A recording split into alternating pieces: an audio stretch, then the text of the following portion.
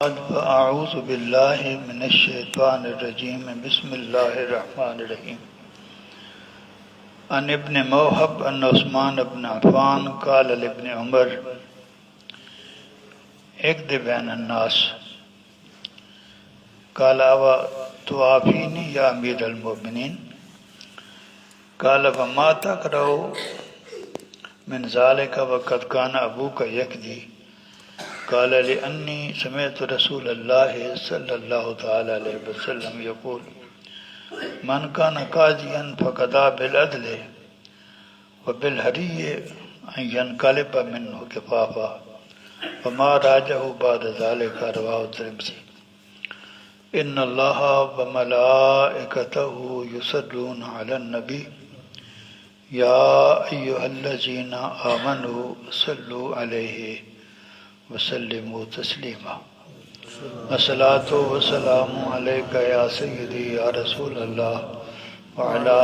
آلک واصحابک یا حبیب اللہ الصلاۃ والسلام علیک یا سیدی یا رسول اللہ وعلی آلک۔ حضرت ابن موہب روایت کرتے ہیں کہ حضرت عثمان غنی رضی اللہ تعالی عنہ نے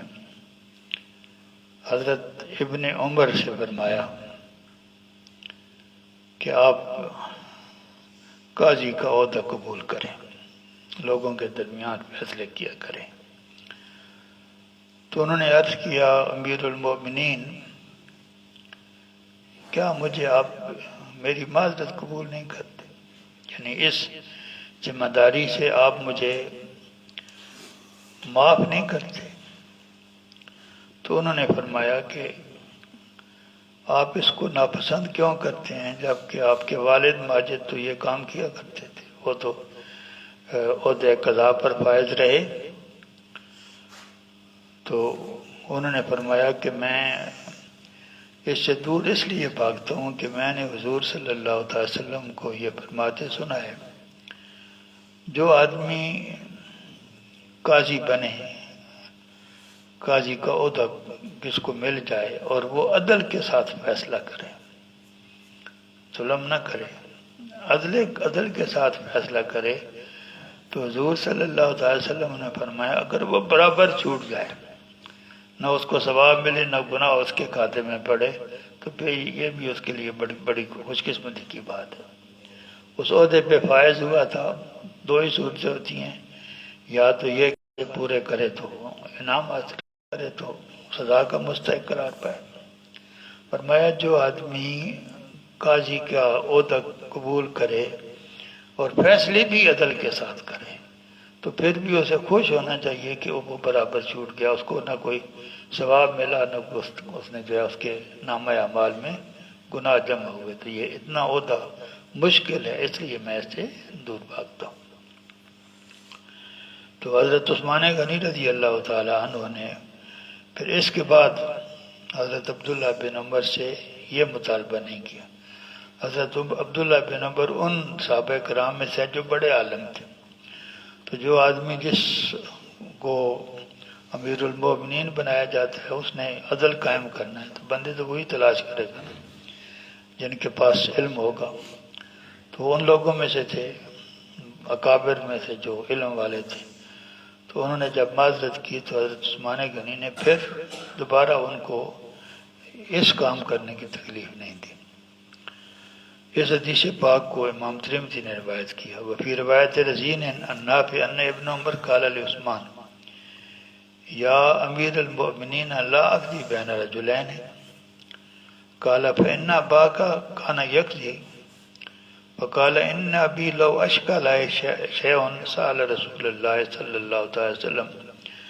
ولو أشكل على رسول الله شيء سأل جبريل وإني لا أجد من أسأله وسمعت رسول الله صلى الله عليه وسلم يقول من عاذ بالله فقد عاذ بعظيم وسمعته يقول من عاذ بالله فأعيذوه وإني أعوذ بالله أن تجعلني قاضيا فأعفى وقال لا تخبر أحدا۔ رزین کی روایت میں یہی حدیث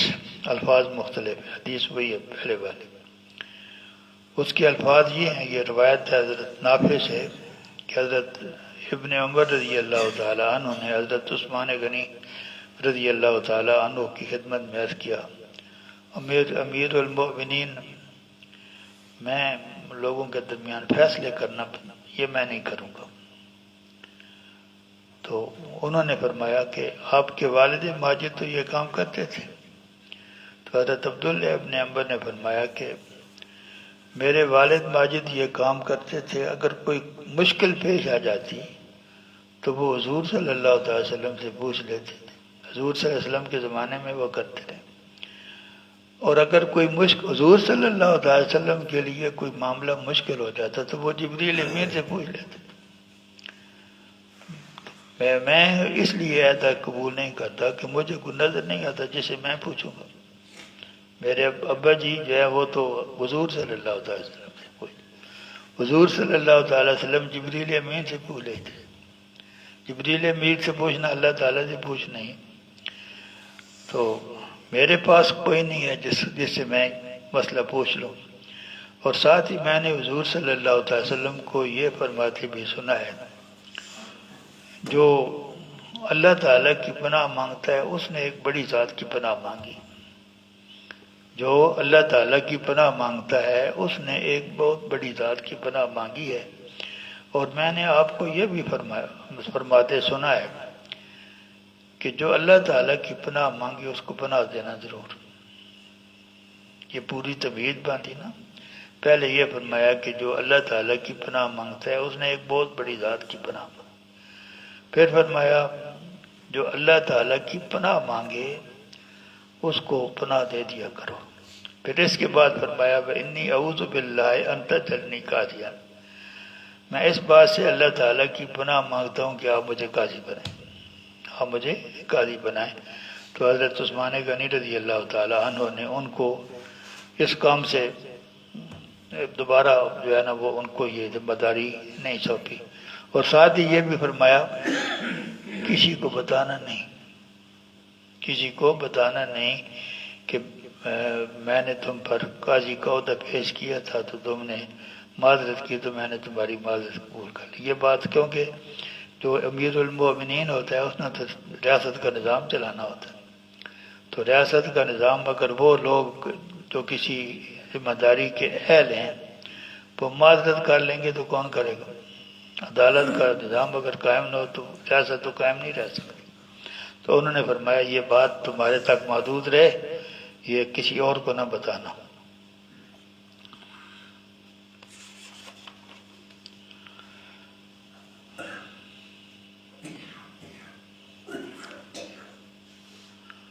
باب رزق الولاۃ و ہدایاہم، جو والی ہوتے ہیں ان کا جو رزق کہاں سے آتا ہے، ان کے اخراجات، ان کے گھر والوں کے یہ وہ اخراجات کہاں سے آتے ہیں۔ وعن ابی ہریرہ رضی اللہ تعالی عنہ قال قال رسول اللہ صلی اللہ تعالی وسلم ما اوتیکم ولا امنعکم انا کاسب ادہ حیث امرتہ، رواه البخاری۔ حضرت ابو ہریرہ رضی اللہ تعالی عنہ سے مروی ہے، فرماتے ہیں حضور صلی اللہ تعالی وسلم نے فرمایا میں نہ تمہیں کچھ دیتا ہوں نہ تمہیں کسی چیز سے معروم رکھتا ہوں، میں کچھ نہیں کرتا، میں نہ تمہیں کچھ دیتا ہوں نہ تمہیں کسی چیز سے معروم رکھتا ہوں، میں تو بانٹنے والا ہوں، میں بانٹنے والا ہوں، مجھے جیسے حکم ملتا ہے میں وہ چیز وہاں رکھ دیتا ہوں جہاں مجھے رکھنے کا حکم ہے۔ یعنی حضور صلی اللہ تعالی وسلم، یہ مشہور حدیث ہے، اللہ یوتی وانا قاسم، دینے والا اللہ ہے، میں تو تقسیم کرنے والا ہوں۔ تو جو تقسیم کرنے والا ہے وہ یہ نہیں کہتا کہ میں دیتا ہوں، وہ کہتا ہے میں صرف تقسیم کرتا ہوں۔ اللہ تعالیٰ جو ہے دینے والا ہے، وہ جس کو کچھ دینے کا حکم دیتا ہے میں دے دیتا ہوں، میں کچھ نہیں دیتا۔ یہ باب سے اس کا تعلق یہ بنے گا کہ حضور صلی عالم صلی اللہ تعالی وسلم سے یہ جو مختلف عہدوں پہ فائز لوگ تھے، آپ نے ہمیں یہ عطا فرمایا، تو حضور صلی اللہ تعالی وسلم نے فرمایا یہ میں نے فیصلہ نہیں کیا، یہ اللہ تعالیٰ کے فیصلے، دینے والا اللہ تعالیٰ ہے، مجھے جو کچھ اللہ تبارک و تعالیٰ نے تمہیں دینے کا حکم دیا، میں دے دیتا ہوں، تمہیں اس کو قبول کرنا چاہیے، کیونکہ وہ عطا جو ہے وہ اللہ تعالیٰ کی طرف سے۔ وعن خولہ الانصاریہ رضی اللہ تعالیٰ عنہ قالت قال رسول اللہ صلی اللہ تعالی وسلم ان رجالا یتخبطون فی مال اللہ بغیر حق فلہم النار یوم القیامت، رواہ البخاری۔ حضرت خولہ انصاریہ رضی اللہ تعالی عنہ سے مروی ہے، فرماتے ہیں حضور صلی عالم صلی اللہ تعالی وسلم نے ارشاد فرمایا، کچھ لوگ اللہ تعالیٰ کے مال میں، ایسے تو کائنات کی ہر چیز اللہ، وللہ ما فی السماوات، ہر چیز ہی اللہ کا مال ہے، لیکن جب فقہ کی زبان میں مال اللہ سے کا لفظ استعمال ہوتا ہے تو وہ مال ہوتا ہے جو حکومت کے اختیار میں ہوتا ہے۔ جو آدمی قاضی کے عہدے پہ بیٹھا ہوتا ہے اس کے پاس اختیارات ہوتے ہیں، وہ مال کو ادھر ادھر کرنے کے اختیارات ہوتے ہیں، وہ اس میں صحیح بھی کر سکتا ہے، غلط بھی کر سکتا ہے۔ تو حضور صلی اللہ علیہ وسلم نے ارشاد فرمایا کہ کچھ لوگ ایسے ہیں جو اللہ تعالیٰ کے مال کو ادھر ادھر کرتے ہیں، وہاں خرچ کرتے ہیں جہاں حق نہیں ہوتا۔ فَلَهُمُ النَّارُ يَوْمَ الْقِيَامَةِ، یہ لوگ جو اس قسم کی گڑبڑ کرتے ہیں، اپنے اختیارات کو غلط استعمال کرتے ہیں، وہ جو چیز جو اللہ تبارک و تعالیٰ رازق ہے اور جو مال ہے اس کو اللہ تبارک و تعالیٰ نے اپنی مخلوق کی بقا کا ذریعہ بنایا، تو وہ چیزیں جو اللہ تعالیٰ کی ساری مخلوق کی بقا کا ذریعہ ہیں اس کو کچھ لوگ جو ہیں وہ کھا جائیں تو باقی سارے سب کی تو بقا خطرے میں پڑ جائے گی، تو کیا اللہ تعالیٰ ایسی بات برداشت کرے گا؟ تو جن لوگوں کے ہاتھ میں اللہ تعالیٰ کا مال ہے جو ساری اللہ تعالیٰ کی مخلوق کی بقا کا ذریعہ ہے، اس میں جو آدمی ناجائز تصرف کرتے ہیں تو حضور صلی اللہ علیہ وسلم نے فرمایا قیامت والے دن ان کے لیے آگ ہی آگ ہے اور ان کو کچھ نہیں ملے گا۔ وآخر دعوانا ان الحمدللہ رب العالمین، یہ بخاری شریف کی حدیث ہے۔